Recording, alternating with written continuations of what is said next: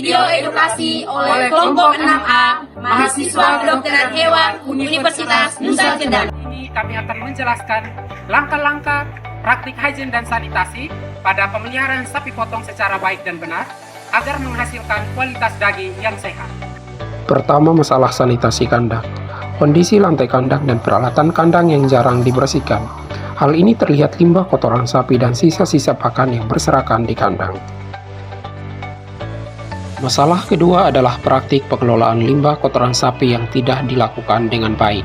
Hal ini terlihat limbah kotoran sapi yang berserakan di area sekitar kandang. Masalah ketiga adalah hygiene personal dari pekerja.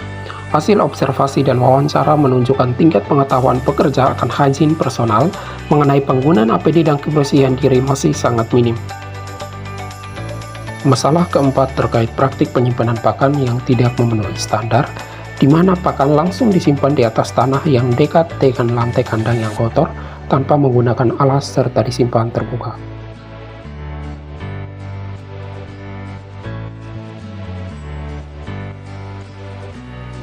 Sebelum memasuki kandang, petugas wajib mencuci tangan dengan air mengalir, menggunakan disinfektan selama kurang lebih 30-60 detik. Mencuci tangan juga wajib dilakukan setelah menangani hewan. Kemudian langkah selanjutnya adalah menggunakan sarung tangan. Gunakan sarung tangan karet yang tahan terhadap bahan kimia dan kotoran. Sarung tangan harus dipakai sebelum menyentuh ternak atau peralatan yang terkontaminasi. Setelah pemakaian, buanglah sarung tangan pada tempat sampah untuk menghindari kontaminasi. Lalu petugas wajib menggunakan masker. Gunakan masker untuk melindungi dari debu, bau, dan partikel berbahaya yang mungkin terhirup. Yang keempat, petugas wajib menggunakan pakaian pelindung dan juga sepatu boot. Gunakan baju pelindung overall yang dapat menutupi seluruh tubuh untuk melindungi dari kotoran dan bahan kimia. Selain itu, pakailah sepatu boot yang tahan air dan mudah dibersihkan. Sepatu harus mampu melindungi kaki dari cedera dan kontaminasi. Berikutnya, syarat kandang yang baik. Berdasarkan peraturan pemerintah nomor 85 tahun 2015 tentang klasifikasi, baku, mutu, dan sertifikasi usaha peternakan menyatakan bahwa syarat kandang yang baik meliputi: yang pertama, luas kandang. Luas kandang minimal 0,5 meter persegi per ekor untuk sapi potong. Yang kedua, ventilasi. Ventilasi harus cukup untuk menjaga kualitas udara di dalam kandang. Yang ketiga, pencahayaan.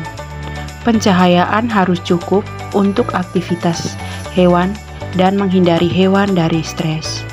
Yang kelima, lantai kandang. Lantai kandang harus kedap air, mudah dibersihkan, dan tidak licin. Yang keenam, dinding kandang. Dinding kandang harus kokoh dan cukup tinggi untuk mencegah hewan keluar. Yang ketujuh, atap kandang. Atap kandang harus kedap air dan mampu melindungi hewan dari panas dan hujan. Berikutnya, pengolahan limbah.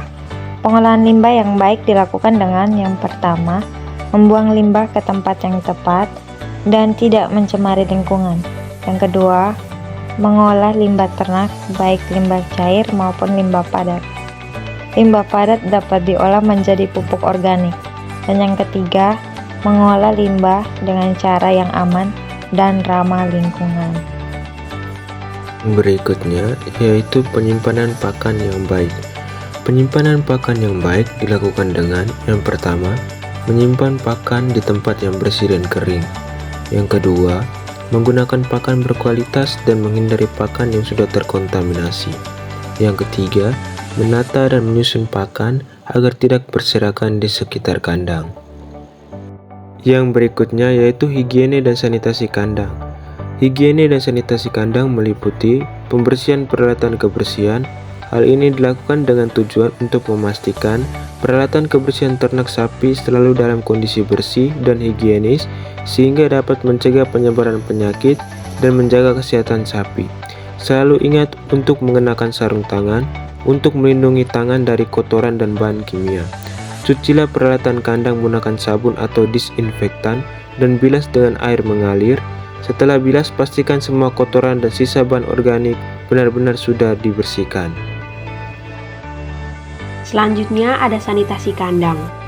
Sanitasi kandang ini meliputi beberapa hal, seperti yang pertama, membersihkan kandang secara rutin minimal 1 kali sehari dengan disinfektan.